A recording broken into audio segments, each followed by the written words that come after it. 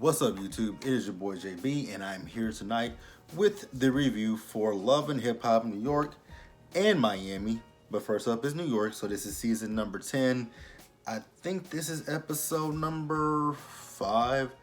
I'm not quite sure, but I know it'll be right in the bottom in the description bar once I post the video. And the episode is titled X's and O's. So you guys, without further ado, let's go ahead and just jump right into tonight's video.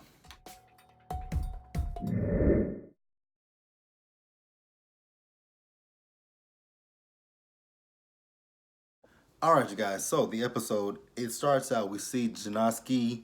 She's in the studio, she's working on some music. I will say, however, that the music that Janoski was, doing in the studio, it actually sounded really good. I'm like, okay, I can actually literally fuck with Janoski. She's good. I think what it is, I think Janoski needs to find her own. I feel like, I don't know. I definitely think she's good. Now, what I will say is I don't know why she's choosing to work with rubbing pennies. Like, let's just go down the roster of his artists that he's had on this show for the duration that he's been on here. So we first started out with Olivia, season 1 through 3, I believe. Olivia, where's her career gone? Kind of nowhere. Then he worked with Johnny Blaze. Where's Johnny Blaze's career at? Actually, literally, where's Johnny Blaze's career? And I get disappointed about Johnny Blaze because Johnny Blaze is actually very talented. The girl plays musical instruments, but she lets the ratchetness overshadow her talent. So, because, she was working with Deb Atney out there in Atlanta. She was on Growing Up Hip Hop Atlanta. I just, when it comes to Johnny Blaze, she just gets in her own way. He worked with, he was supposed to work with Mariah Lynn. Where's Mariah Lynn's career gone? Only thing we know about Mariah Lynn is once upon a time, not long ago, I was a hoe. And I'm admitting it, I won't take it back. Because I did this shit, I was a hoe. And so yeah. More money, I want your money. More money, I want your money. This is for all my hoes. That's my shit, though. And then, he also worked with, he worked with another girl. No.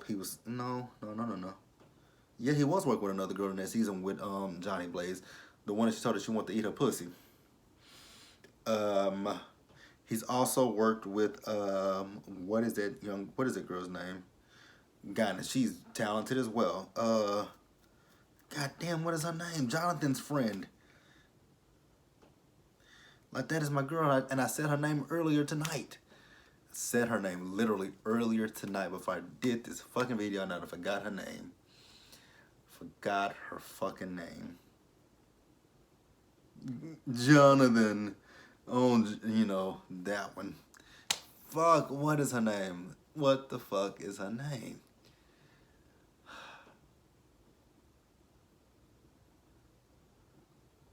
And I can see it right now, but I just can't think of her name right now.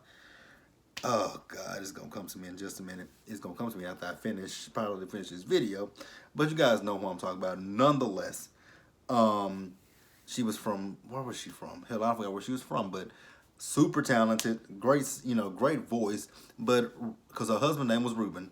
I remember, how the fuck do I remember her husband's name? But I don't fucking remember her name right now. Right off the top of the dome. Do not remember her fucking name. Ain't this some bullshit? Ain't this some fucking bullshit? And I'm pissed off at myself because I don't remember her name. Do not. Oh, God, I hate when I do that. And I'm rambling, but I'm not trying to ramble, you guys.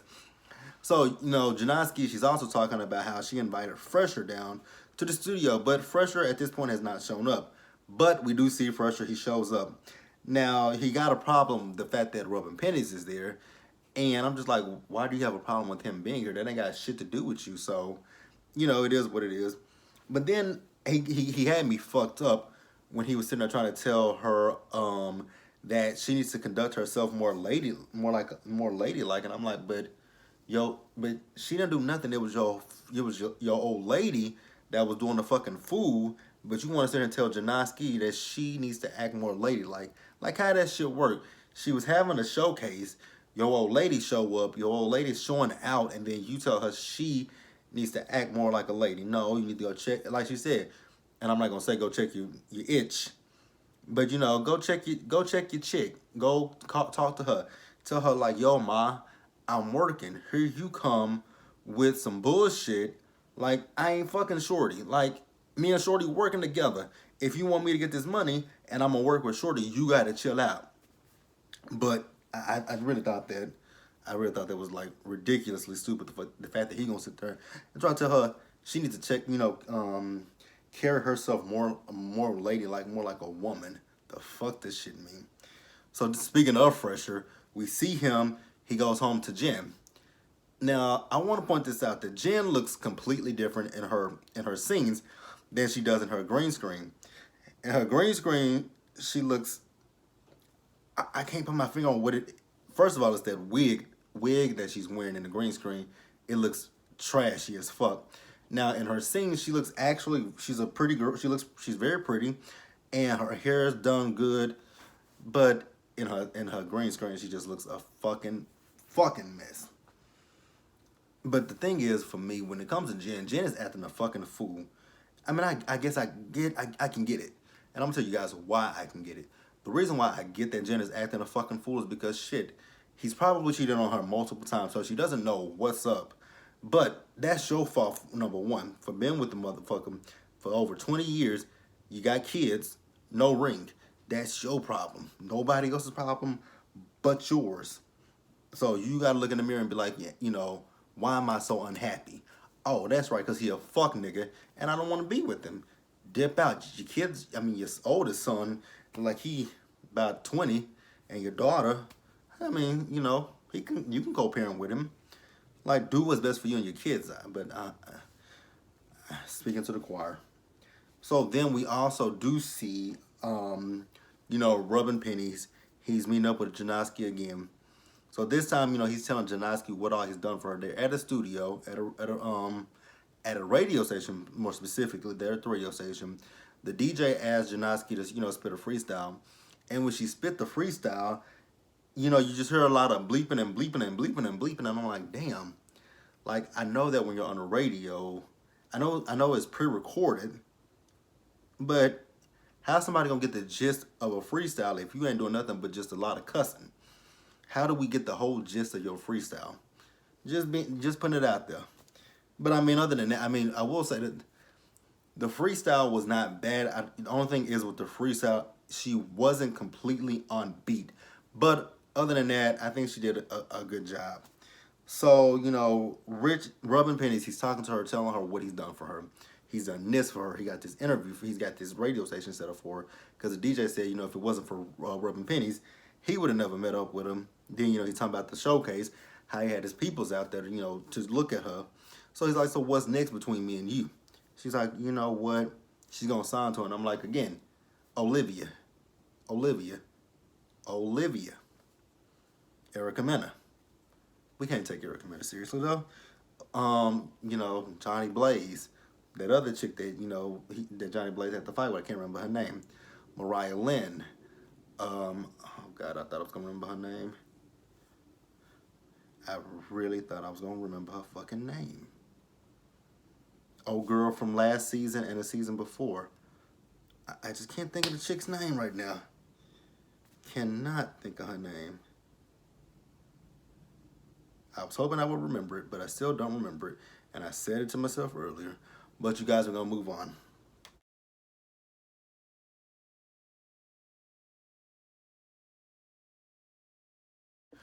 Y'all niggas ain't shit. Y'all gonna sit here and let me forget about my fucking girl, Anna East. That's who I have been trying to think about for a minute. Anna East. But let's move over to the Messy Crew. So with the Messy Crew, we see Sin and Jonathan. They having a good time. They're doing karaoke. And then we see Juju comes over. So this is for them to fill Sin in on what happened when, they went to, to Janoski's showcase. They want to fill her in about the whole situation. So, Jonathan's talking about how he was screaming. And I'm like, exactly. You were screaming for no fucking reason. Like, this ain't got shit to do with you. Like, I get it. Sin is allegedly your best friend. But even still, if that's your best friend, I wouldn't give a fuck. I'd be like, you know what, Tahiri? you do realize maybe Erica is playing you. Just think about that. But instead, you do the motherfucking fool. But like yeah, so they do tell Sin that Tahiri said that she feels like Erica is trying to play matchmaker between she and Joe. And Sin is trying to play like she doesn't care, but I'm like, you clearly care. Like, don't play us. You care. Like, it's okay if you. I mean, I can't say that I don't. Okay, here we are. I can't say I blame Sin. And the reason why I'll say that is because Sin and Joe have a kid together. So if Joe is to date Tahiri, Sin would need to know so that she knows who's around her son. So I'll give her that part. But as far as who Joe is dating, that has nothing to do with her. You guys have broken up. You're not together anymore. So it doesn't 100% affect you, but it does affect you when it comes to your child. You want to know who is around your child at all times. So I get that part. Um, I think Jonathan is just making a mountain out of a molehill at this point. He's putting 20 on 10. He's doing the most for no fucking reason. I just think he's doing a lot, and it doesn't need to be that at this point. So then we do see Sin in the studio, and I want to be asked this serious question: was she auto tuned? Because I couldn't tell if that was like if that was her real singing.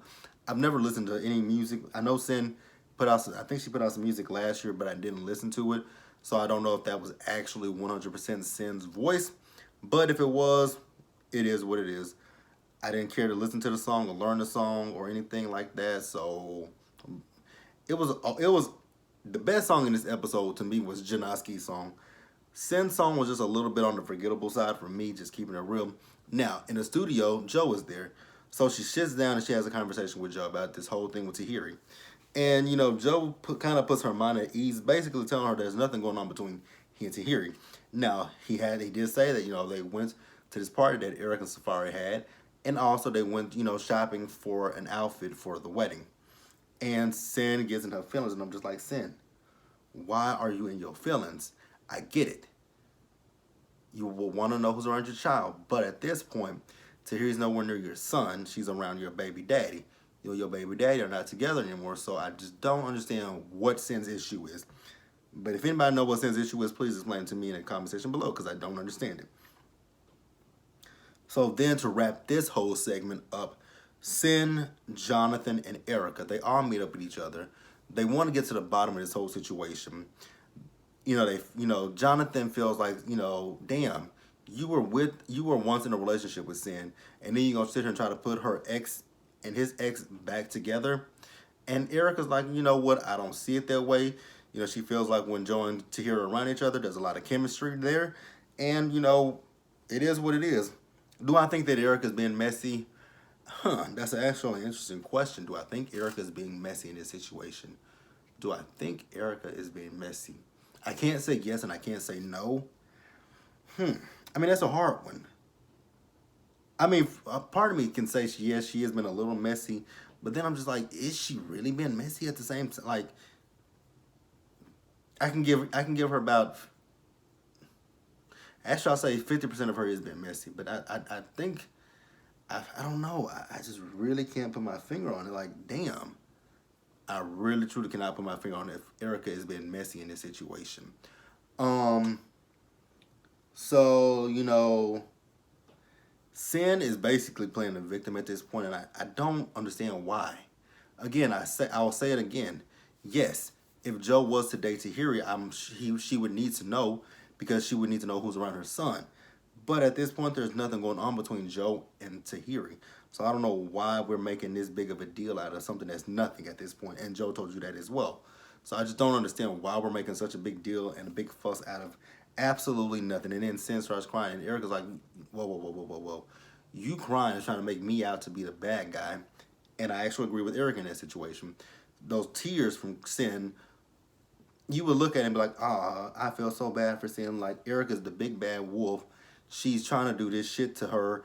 And, again, like I said, big bad fucking wolf. But let's move on, you guys.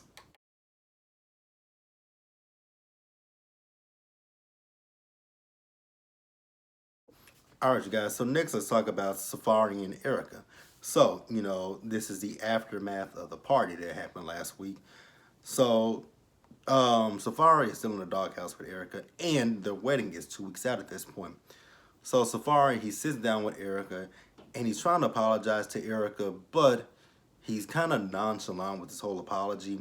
He has a smirk on his face the entire time, and he's still adamant that he did not invite Yandy to the wedding. But Erica does read him the text message, and when she read the text message, it it was like an open invitation basically. It was like, do you want to come to the? It was like, do you want to come to the wedding? If you do, it was just open for it's open for interpretation. I mean, I can't say that I don't know. What? Well, yeah, it was like an open, like I said, an open fucking it was an open invitation because he's like, do you want to come to the wedding? And with that, it will lead her to say either yes or no. But she didn't say anything. She brought it up at the party, and I don't agree with Yandy bringing it up at the party. But it is. He wanted to say it's not an invitation, but literally, bruh, it was an invitation. It was just an open-ended invitation. It didn't. You didn't say specifically, "Yo, Yandy, I want you to come to the wedding." It was asking her basically, did she want her to come to the wedding, and that could have elicited two responses: yes, no, or maybe. Ask her three responses: yes, no, maybe. So Erica, she gets upset, and I understood why Erica got upset because number one, he had that smirk on his face, and number two, he's acting as if he didn't, he's been nonchalant. He's not taking accountability for what he did. So I definitely, absolutely, 100% understood why Erica was pissed off at him, and she had every right to be upset with him. Do I think Erica was doing the most? Just a little bit. But she's pregnant and her hormones are raging. So I'm not going to hold that against Erica by no means. So then we do see Safari. So he's going to do a salsa class with Tahiri. He's talking to Tahiri about this whole situation. And Tahiri is just trying to make him understand, like, it's not the fact that you invited the girl. It's the fact that you lied about it and you didn't even tell your soon-to-be wife about this. Like, your wife should not have to hear anything about she should not have to hear anything about her husband that's from someone else that she doesn't know anything about, basically. And I agree with that. No wife needs to hear anything about their husband that they don't know from a perfect, and I'm not saying Yandy's a perfect stranger, but from someone who is not in that relationship. So, she's trying to make him understand what it is. And so yeah, I mean he's Safari, a part of me feels like Safari definitely needs to grow up. I mean, we know that they're married now, but Safari still has some growing up to do. How old is Safari, by the way? Like, he's in his 30s, right? He's somewhere in his 30s. I think he's like in his mid-30s, mid to late 30s. Need to grow up, bro. So then we do see Safari. So he has got this penthouse, and he's going on his apology tour with Erica. So he does apologize to Erica. He says now he understands why Erica was upset with him. I don't necessarily know if he really does know why Erica was upset or if he's just doing this to appease Erica. Either way it go, he apologizes to Erica and he reproposes to her with a watch. And she says yes, and she's in love with the watch. And that's basically it for Erica and Safari for this episode. So let's move on, you guys.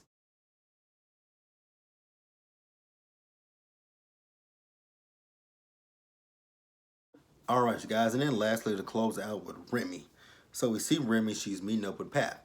And, she's just taking in this advice that Fat Joe gave her about, you need to, set aside some time, get in the studio, get this album popping, and get it out. So, like I said, she's thought about this. So she said to Pap that, okay, I looked at my schedule. I cleared out I think she said about 2 weeks. So that way she can just go down to Miami, be in her zone, feel herself, and get this album popping and, get these songs, going and get this album going for her label. What label is she signed to? Is she signed to Atlantic Records? I know, is Vince still her manager? Like, these are cool. Ooh, these are really good questions. Is Vince Herbert still her manager? And is she signed to Atlantic Records? If anybody out there knows, please let me know in the comment section below. So Pap is like, unfortunately, I'm not gonna be able to go out to Miami with you because I'm gonna be here in New York. I'm doing my project. It's independent, and he got these. I think he said publishing companies that are trying to reach out to him, so he's gonna go and do meetings. She's like, okay, cool. He says, well, what you going to Miami? You can leave the baby here with me, and I'll take care of it. She says, huh, not gonna happen. And she let us know why. She's still breastfeeding, and um, ultimately she just doesn't want to leave her baby. I understand that. So then we do see Remy. She's in Miami. She's in the studio, and she got the baby attached to her hip. And I'm like, Remy, you in the studio, so you do realize she's a baby, right? That she might make a noise in the studio while you're recording this song. And lo and behold, she did. But Remy passed her off to somebody, and then she got a FaceTime call from Fat Joe. She's on the phone with Fat Joe. She's just telling him that she took his advice. She's out there in Miami trying to work on an album, and she tells him about Pap, and they just have a little conversation with each other about that. Wasn't much to it. Really wasn't much of this episode. This episode was kind of like filler because nothing really happened in this episode besides the Erica and Sin situation. But you guys, that was Love and Hip Hop New York. So be sure to like this video, leave your comments, subscribe to the channel, hit that bell notification button so you guys know when I drop anything. Share this video. And also, if you guys would like to find me on social media, I am on Twitter at JB_the_CEO. My Instagram is Jbsayzwhat, and my Snapchat is Mr. GB_it is to you. And my email is in the bottom bar below. So if you guys ever want to just have a conversation with me, you can feel free to email me, and I'll always respond to you guys. So until then, Love and Hip Hop Miami, I will catch you guys later.